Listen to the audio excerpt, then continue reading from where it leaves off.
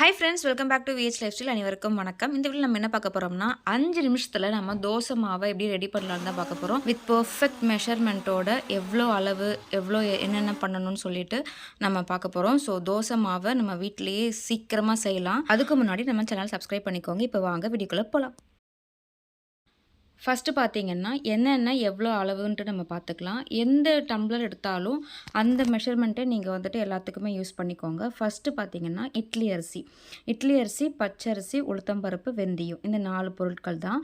இட்லி அரிசியில் வந்துட்டு 3 டம்ளர் போட்டுக்கோங்க. அதே டம்ளரில் பச்சரிசி வந்துட்டு 1 டம்ளர் போட்டுக்கோங்க. எல்லாமே தலை வெட்டிட்டு தான் போடணும். ஸோ அதுதான் வந்துட்டு கொஞ்சம் ஈக்குவலாக இருக்கும் மெஷர்மெண்ட்டு. ஸோ எதுவாக இருந்தாலும் ரேஷன் கடை எந்த பச்சரிசினாலும் போட்டுக்கலாம். அதே டம்ளரில் அரை டம்ளர் வந்துட்டு நம்ம உளுத்தம்பருப்பு போட போகிறோம். ஸோ உளுத்தம்பருப்பு வந்துட்டு போட்டுக்கோங்க. அதோட ஒரு ஸ்பூன் அளவுக்கு வெந்தயத்தை போட்டுட்டு நல்லா ஒரு 2-3 வாட்டி வாஷ் பண்ணிவிட்டு தண்ணி ஊற்றி வச்சுருங்க. ஒரு 4 to 5 ஹவர்ஸ் இருந்தால் போதும். Maximum 4 hours. ஓகேங்களா? ஸோ நம்ம வந்துட்டு மூடி வச்சிடலாம். மூடி வச்சதுக்கப்புறமா இப்போது என்ன மிக்சியில் பண்ண போகிறோம் பார்த்தீங்கன்னா, ப்ரீத்தி ஜொடைக் தான் வச்சுருக்கோம். ஸோ அதில் தான் எங்கள் அம்மா பண்ண போகிறாங்க. இது எல்லாமே வந்துட்டு எங்கள் அம்மாவோட ப்ரிப்ரேஷன் தான். ஃபஸ்ட்டு வந்துட்டு எல்லாத்தையுமே அலசி வச்சுட்டு இது பண்ணியாச்சு. ஸோ எல்லாமே இப்போ நம்ம தனித்தனியாக வச்சுருந்தோம் இல்லையா? ஸோ அதை வந்துட்டு எல்லாமே ஒன்றா சேர்த்துக்கலாம். அரிசியிலேருந்து உளுத்தம்பருப்புலேருந்து இப்போ எல்லாமே வந்துட்டு ஒன்றாவே ஆட் பண்ணி நம்ம வந்துட்டு அரைக்க போகிறோம். ஃபஸ்ட்டு ஸ்டெப்பு நம்ம கை அளவுக்கு ஒரு 3 கைப்பிடி போட்டுக்கோங்க. ஏன்னா அப்போ தான் வந்துட்டு கொஞ்சம் சீக்கிரமாக அரைப்பட்டுடும். இல்லைன்னா கொஞ்சம் நரன்னு இருக்கும். நமக்கும் வந்துட்டு ஸ்டெப்பு வந்துட்டு அதிகமாகும். சரி, ஃபஸ்ட்டு போட்டுட்டு அதுக்கேற்ற மாதிரி நம்ம வந்துட்டு தண்ணி ஊற்றிக்கலாம். தண்ணி ஊற்றிக்கிட்டு நம்ம ஃபஸ்ட்டு வந்துட்டு ஒரு பல்ஸ் மோடில் வச்சுக்கணும். அதாவது ஒரு 30 செகண்ட்ஸ் வந்துட்டு பல்ஸில் வச்சு ஆஃப் பண்ணி ஒரு 3 வாட்டி பல்ஸில் வச்சு இது பண்ணிக்கோங்க. அவங்களுக்கே வந்துட்டு ரன் ஆகிறது தெரியும். அதுக்கப்புறமா பார்த்திங்கன்னா கொஞ்சமாக வந்துட்டு தண்ணி ஊற்றிட்டு நம்ம நார்மல் மோடில், அதாவது இப்போ 1, 2, 3 இருக்கு இல்லையா? அது வந்துட்டு நார்மல் மோடு. ஸோ நம்ம நார்மல் மோடில் வந்துட்டு ஒரு செகண்ட் வரைக்கும் நம்ம வச்சுக்கலாம். வச்சுட்டு ஒரு 1 மினிட், கரெக்டாக 1 மினிட் தாங்க ஆகுது. நம்ம அதுக்குள்ளே வந்துட்டு சூப்பராக வந்துட்டு அரைஞ்சிருது. இப்போ மற்ற மிக்சிலாம் எனக்கு தெரியல. ஸோ ப்ரீத்தி பார்த்திங்கன்னா 1 மினிட்ல ஆகிடுது. அப்போ மற்ற மிக்சி வந்துட்டு பார்த்திங்கன்னா ஒரு 2 மினிட்ஸ் போதும். ஆக்சுவலாக வந்துட்டு 5 மினிட்ஸ்க்குள்ளேயே வந்துட்டு சீரியஸாகவே மாவு அரைஞ்சிருச்சு. நானும் எங்கள் அம்மாவும் ஷாக் ஆகிட்டோம். ஏன்னா நாங்கள் ஃபஸ்ட் டைம் வந்துட்டு இந்த மாதிரி பண்ணிகிட்ருக்கோம். ஸோ ஸ்டெப்பு செகண்ட் பார்த்திங்கன்னா நார்மல் மோடில் 1 மினிட்க்கு வந்துட்டு நம்ம அந்த டூலை வச்சுக்கிட்டே நம்ம வந்துட்டு அரைச்சிக்கலாம். அது வந்துட்டு ஸ்பீடாக அரைக்கிறதுனால நமக்கு வந்துட்டு வேலையும் வந்துட்டு மிச்சமாகுது.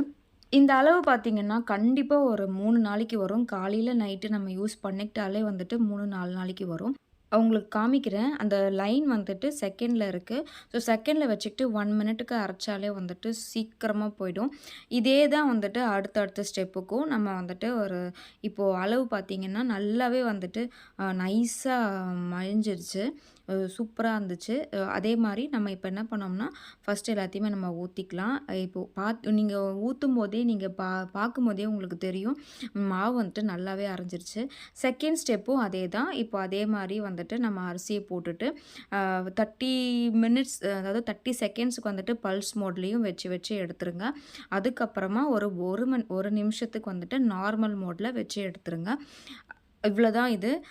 மற்ற மிக்ஸின்னா 2 மினிட்ஸ் வந்துட்டு வச்சுக்கிட்டு நம்ம வந்துட்டு இது பண்ணிக்கலாம். அதே மாதிரி மிக்ஸி வந்துட்டு சூடே ஆகலைங்க. நம்ம வந்துட்டு தாராளமாக மிக்ஸியில் அரைக்கலாம். அதாவது வெளியில் கடையில் வாங்குறத விட அது எப்போ அரைச்சிருக்காங்கன்னு தெரியாது. எதுக்கு நம்ம வந்துட்டு ஒரு ஹெல்த்தியாக நம்ம வீட்டிலேயே செய்கிறது வந்துட்டு ரொம்ப ரொம்ப 200% ஹெல்த்தி தான். அதுவும் எங்கள் அம்மா தான் சொல்லுவாங்க, இது மாதிரி நம்ம வீட்டிலேயே வந்துட்டு மிக்ஸிலேயே அரைச்சிக்கலாம், எதுக்கு கிரைண்டர்லாம் வேஸ்ட் பண்ணிவிட்டு கரண்ட்டும் மிச்சமாயிடும். ஸோ இப்போது ஒரு 3 வாட்டி வந்துட்டு இந்த மாதிரி நம்ம 4 டம்ளர் போட்டிருக்கோம் இல்லையா? ஸோ 4 டம்ளர் அரை டம்ளர் உளுத்தம்பருப்பு போட்டிருக்கோம் இல்லையா? ஸோ அதுக்கு வந்துட்டு ஒரு 3 வாட்டி வந்துட்டு நாங்கள் இந்த மாதிரி பண்ணோம். 3 வாட்டி அரைச்சி முடிச்சாச்சு. ஸோ லாஸ்ட் சும்மா கொஞ்சமாக நம்ம கிரைண்டருக்கு எப்படி தண்ணி ஊற்றிட்டு கடைசியாக போடுவோம், அதே மாதிரி அதில் இருக்கிற மாவெல்லாம் இருக்கும் இல்லையா? ஸோ அது அப்படியே வந்துடும். நம்ம ஊற்றிக்கிட்டு தட்டு போட்டு மூடி வச்சிடலாம். ஆக்சுவலாக இது வந்துட்டு பனிக்காலன்றதுனால அவ்வளோவா வந்துட்டு பொங்காது. ஸோ கடைசியாக வந்துட்டு நம்ம எடுத்து பார்க்கலாம் எப்படி வந்திருக்கு அப்படின்னு சொல்லிட்டு. எப்பவும் போல ப்ரொசீஜர் வந்துட்டு நல்லா கைய விட்டு நல்லா மிக்ஸ் பண்ணிட்டு, தட்டு போட்டு மூடி வச்சுட்டு, ஒரு எப்படி சொல்றது? அன்னைக்கு ஈவினிங்கே வந்து நம்ம யூஸ் பண்ணிக்கலாம். அப்படி இல்லன்னா, நம்ம மறுநாள் காலையில வந்துட்டு நம்ம யூஸ் பண்ணிக்கலாம். ஆக்சுவலா 8 மணி நேரம் வந்துட்டு வெளியில இருக்கணும்னு சொல்லுவாங்க இல்லையா? ஸோ, அதுக்கப்புறமா முன்னாடியே சில பேர் வந்துட்டு உப்பு போட்டுருவாங்க.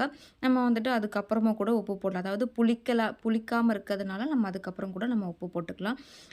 இதுதான் வந்துட்டு ரிசல்ட்டு. அப்படியே சூப்பரா இருக்கு. மிக்ஸில ஒரு 5 மினிட்ஸ்க்குள்ள மாவு ரெடியா இருந்தது. தோசையும் பார்த்தீங்கன்னா, நல்லா அந்த வெந்தயத்தில வந்துட்டு ரொம்பவே ப்ரௌனிஷாவும் இருந்துச்சு. சாப்பிடவும் ரொம்ப டேஸ்ட்டாவும் இருந்துச்சு. ரொம்பவே சூப்பரா இருந்துச்சு. எங்க அம்மாவுக்கு வந்துட்டு சூப்பரா இருக்கு அப்படின்ட்டு நான் சொன்னேன். நல்லா இருந்தது தோசை. நீங்களும் ட்ரை பண்ணி பாருங்க. ட்ரை பண்ணிட்டு கமெண்ட்டும் கண்டிப்பா நீங்க பண்ணணும். மிஞ்சி மிஞ்சி போனா ஒரு 10 நிமிஷத்துக்குள்ளேயே வந்துட்டு மாவு அரைச்சாச்சு. ஸோ, தோசை மாவு இப்படி தான் வந்துட்டு நாங்க அரைச்சிருக்கோம். ஸோ, நீங்களும் ட்ரை பண்ணி பாருங்க. ஓகே ஃப்ரெண்ட்ஸ், நெக்ஸ்ட் வீடியோல உங்கள சந்திக்கிறேன். அதுக்கு முன்னாடி நம்ம சேனல ஃபர்ஸ்ட் டைம் பார்க்குறதா இருந்தீங்கன்னா, லைக் பண்ணுங்க, சப்ஸ்கிரைப் பண்ணுங்க.